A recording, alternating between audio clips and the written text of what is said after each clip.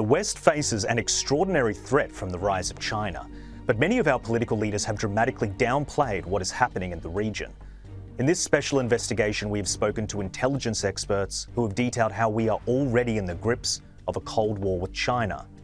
A war not fought with missiles and traditional weaponry, but a battle for information, which will ultimately decide whether China can become the world's dominant power. Now, many in the media have already ignored this growing threat, but it is real, and what you hear in this report will shock you. One such warning comes from a former Major General of the Australian Army who gave us his final interview before losing his battle with cancer this year. So sit back and let us take you inside the terrifying reality of China's espionage war with the West. We're already in a war, so we are in a Cold War with China. The Chinese are spying on everybody at every time. These cameras can monitor Australian citizens, identify them, listen to their conversations, pass that information on to the Chinese intelligence services in China. It's just another demonstration of the fact that you cannot trust the Chinese Communist Party government. The threat of espionage and foreign interference is a real threat. Sky News Australia presents Digital Originals Inside China's Espionage War. China has an agenda, and that agenda is to be a leading global superpower. Its rise has been fast, bold, and confrontational. 2012 was a key change for China. Old-school communist Xi Jinping was installed as the leader of the Communist Party of China. So we are in a Cold War with China. I mean, right, if you remember even back in 2012, right, the Obama administration did their pivot to the Pacific. That was all about China. And China has been stealing our economic well-being through theft of intellectual property for the better part of 40 years. America made a bet 40 years ago that we could integrate China into the world on a parity basis. No other superpower in the world has ever done that in the history of the world. And China has shown that it can't be trusted and that it's going to continue to spy, cheat, and steal its way to success. This is not something which has happened recently. President Xi has essentially led this. He came to power in 2012, and there was a noticeable change in China's approach to the world. Since then, he has consolidated his power internally, so that he's now in his third term.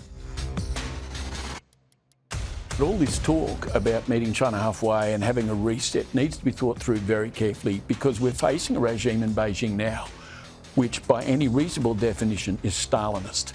They keep saying, you don't want another Cold War and hostility to China is Cold War talk. There is a Cold War, and it's a Xi's making. The threat from China cannot be denied, with governments around the world on edge as to what the rogue nation might do next.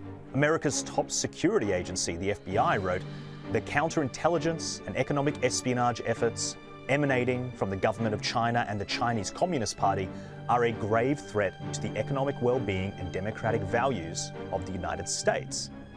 The Chinese government is seeking to become the world's greatest superpower through predatory lending and business practices, systematic theft of intellectual property, and brazen cyber intrusions. They find many different ways to spy.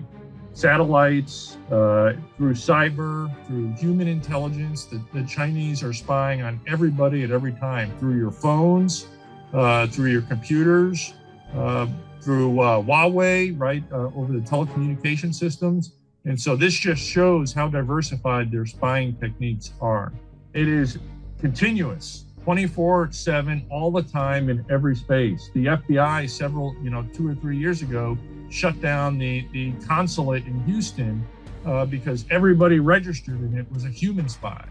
They've infiltrated the universities, and it's not just in the United States, it's virtually every country around the world. The scale of the Chinese spying operation is unmatched in history. And it is very, very successful. And they are stealing our technology and our secrets from around the world, and they're going to use it against us. And what exactly does China plan to do with our secrets? So I think it's a couple of things. First is economically. So they steal everybody's intellectual property and then produce the goods and drive everybody's domestic manufacturing and production out of business. So it is pure, unadulterated economic warfare. That is their primary goal right now. What they're also trying to do is to make sure that if we move from economic warfare past information warfare, which they also believe we are currently in, to open warfare, that they have the systems that can defeat our systems, or at least threaten us. And so that's why you see them collecting a lot of this intelligence. That's why they want to put their information to the Huawei switches and networks into everybody's country, right? So they can shut down communications. They want to be able to win a shooting war immediately. But absent a shooting war, they're happy to steal us blind and improve their economic position and then assert dominance through that. By now, you have a clear understanding of why China wants control of the region. There is a direct ideological desire to rebuild the global standing of China, particularly from an economic perspective, so that China can assert dominance. China is no longer afraid to rattle cages, and its espionage operations have become far more brazen. It sounds like something from the last century, but high-altitude spy balloons are still being used in an era of advanced technologies. Those spy balloons are not new technology. They're essentially flying devices that use air and are moved through through the sky. And so they've been around since the Civil War, and they haul a payload to spy on whatever they want to spy on. And so they've got intelligence collection devices, and they're no different than drones that spy in many respects. They're just a low technology drone. I think because balloons have been around for a long time and they're very difficult to detect. So drones are much easier to detect, but balloons can stay aloft for a long time. They float between 20 and 60,000 feet, so they're up high in the air, and they can carry a big payload, and they're perceived to be less threatening than a drone. Make no mistake, if any object presents a threat to the safety and security of the American people, I will take it down. We were able to determine that China has a high-altitude balloon program for intelligence collection that's connected to the People's Liberation Army. It was operating during the previous administration, but they did not detect it. We detected it. We tracked it. And we have been carefully studying it to learn as much as we can.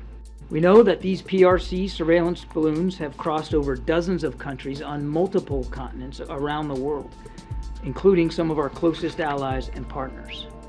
We assessed that at this time, these balloons have provided limited additive capabilities to the PRC's other intelligence platforms used over the United States.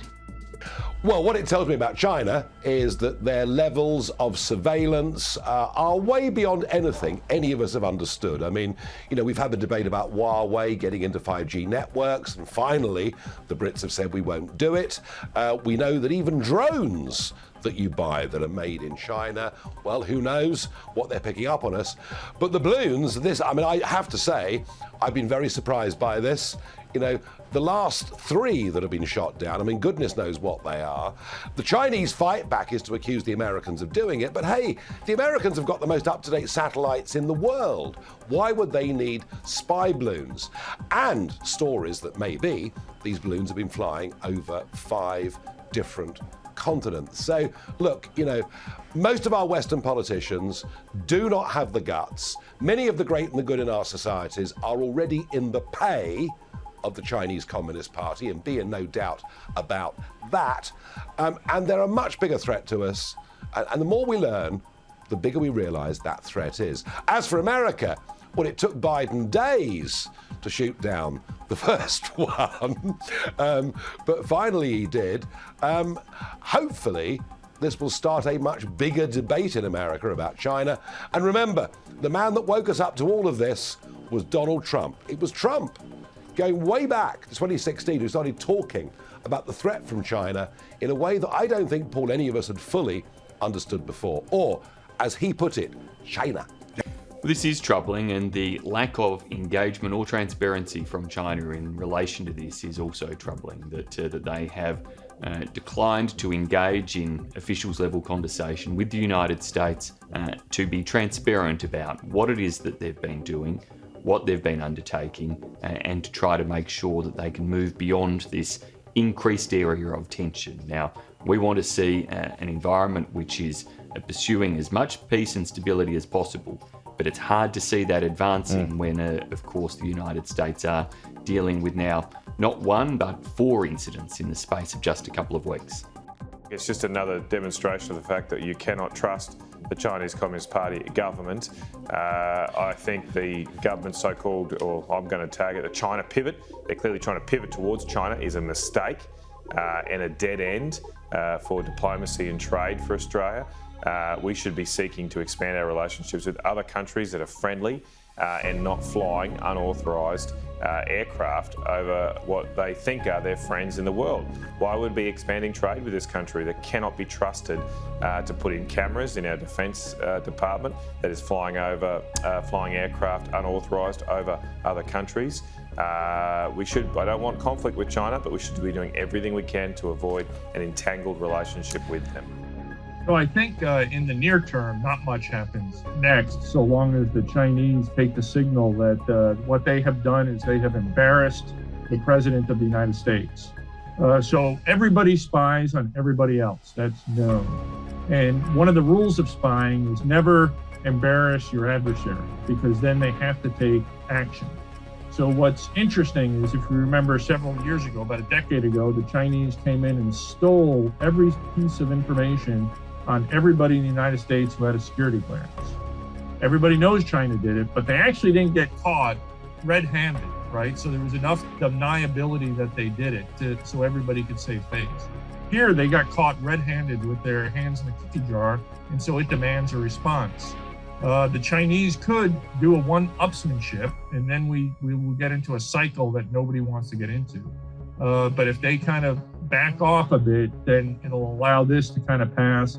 And in Australia, concerns are mounting over a level of infiltration the Chinese Communist Party may have already across the country. The threat of espionage and foreign interference is a real threat in this country. It is our principal security concern. It comes from a range of countries. And I think it's unhelpful for me to call out specific countries, and in particular, when we talk about the vast range of diaspora communities in this country, the members of those communities are not the problem. It's the foreign government and the foreign intelligence services that will be the focus of myself and my agency. The potential risk of foreign interference in Australia has led the National War Memorial to remove Chinese-made security cameras from their premises. A move being followed by other high-profile buildings of importance across the nation's capital. These are sophisticated smart cameras that have facial recognition capability. So in other words, the camera looks at someone walking along, identifies features on their face, and then sends that information to a computer, which then identifies that person. So they can identify an individual within the field of view. They also have an audio recording capability, which allows them to listen in on conversations of the people that they're monitoring. And all this information, as you suggested, is sent up to the cloud, where it's sent on to the Hikvision of the Dahua company in China. And under Chinese law, any Chinese company must share information with the Chinese Communist Party, including the organs of the CCP, which include the Ministry of State Security. So, technically speaking, these cameras can monitor Australian citizens, identify them, listen to their conversations, pass that information on to the Chinese intelligence services in China. We live in a world that's connected. We've gone from being web-enabled to web-dependent and in turn web-vulnerable. And we're living in a world where there's the so-called Internet of Things, where light bulbs, cameras, they're all connectable. And when it comes to some of the Chinese companies, of course, they're subject to legislation in China where they, despite whatever protests they might make, they're obliged to share data with the state authorities. And the thing is that with Mike Burgess, the Director General of ASIO, warning about this capability, you have to take it very, very seriously. When you talk about that infiltration of China, right, it ain't just the balloon, it ain't just the satellite, it's the attempts to hack, to get information. Like literally, the Chinese hacked the Australian Parliament a couple of years ago. They hacked and got the plans to our version of MI5, right? ASIO. But on top of that, because so many companies want to sell stuff or build stuff in China, and they end up having a disproportionate effect on the government and the citizens at any one time, our governments are in a position where they're saying one thing about national security and wanting to stand up to China, but they're presiding over economies that are totally exposed to China. Yeah, of course. I mean, we've become in many ways dependent upon China, but it isn't just the influence of business on politicians that worries me. This is much deeper and more sinister. I mentioned Huawei, the communications firm, a moment ago. If you have a look at the UK non-executive directors of Huawei over the course of the last 10 years, what do you see? You see retired senior politicians, retired senior civil servants, and retired bosses of giant business conglomerates. And this goes right to the top of British society.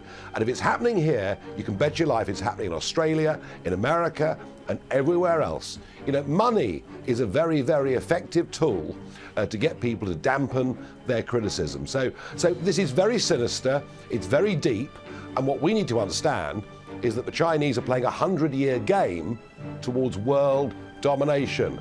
Wake up and smell the coffee, everybody. 100%. Hikvision, which is partly owned by the Chinese government, is one of the world's largest suppliers of CCTV cameras. What it does is give the Chinese metadata, which provides the Chinese with patterns of behaviour. So in other words, where does the Minister of Defence go on his day-to-day routine? Who does he see? If there's a Hikvision camera within range, then they can listen in on that conversation, send all that information back to China where it's sifted through supercomputers and artificial intelligence and spat out the other end in the form of useful intelligence analysis on the daily routine of key individuals in Australia in terms of the national security community. So this is an incredibly dangerous capability to have scattered all over Canberra, all over Australian cities, monitoring Australian citizens. So where is all of this heading? What do experts believe will happen as China increases its belligerence in the region? Before he died this year, we spoke to a former Major General of the Australian Army, Senator Jim Molan, who painted a sobering image of the West's inability to defend itself. Australia in particular is woefully underprepared for conflict. If China was to attempt to consolidate power in the region, even by simply blocking shipping lanes, the impact on our import-focused nation would be disastrous. The big threat towards us is that somehow, some way, China will challenge us as a liberal democracy. It might be in direct conflict with us. It might be in a war between us and our great and powerful friend, the Americans, with us as collateral damage to that particular war. And then, because the Americans are out of the region, we become fundamentally a tributary state to China, and we lose our liberal democratic nature. That's what we've got to defend. We are woefully unprepared for a regional war in relation to the resilience of our nation. For China to conduct a surprise missile attack on American facilities, either in American territory such as Alaska or Guam, or overseas such as Japan or South Korea or Diego Garcia, is an enormous step, but it just happens to be the kind of step which has the chance of delivering to China regional dominance plus Taiwan. Let's just think about the alternative. President Xi is saying all the time that we'll take Taiwan one way or the other, by force or by convincing them. Let's just suppose that China decides to conduct what everyone kind of thinks they'll conduct. That is a D-Day style 1944 attack across 180 kilometres of the Taiwan Strait from Fujian province into Taiwan. The Americans will see them coming for weeks, if not months. So I just don't think that flies as an option. Right, so you think they'll neutralise the enemy, so to speak, outside of Taiwan before going into Taiwan itself? Correct. I believe they will neutralise the Americans, dominate the Western Pacific and say to Taiwan, okay Japan, okay South Korea, are you really going to fight us now that the Americans aren't behind you anymore. See, if you take out all the refuelling aircraft that are politely and beautifully parked on the aprons of all those various American airfields throughout the region, you can't reinforce the Western Pacific from the United States or from Hawaii.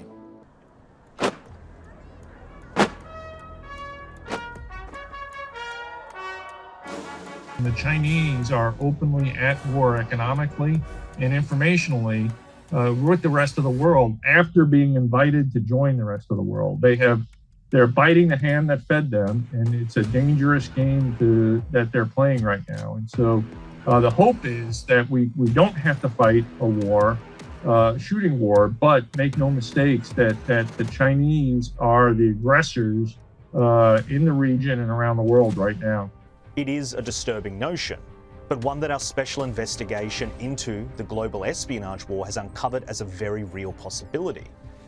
If you found this production informative, then please like, subscribe, and share this video so we can bring you more investigations like this. We also want to hear your thoughts on the issues, so write us a comment down below before you click off this page.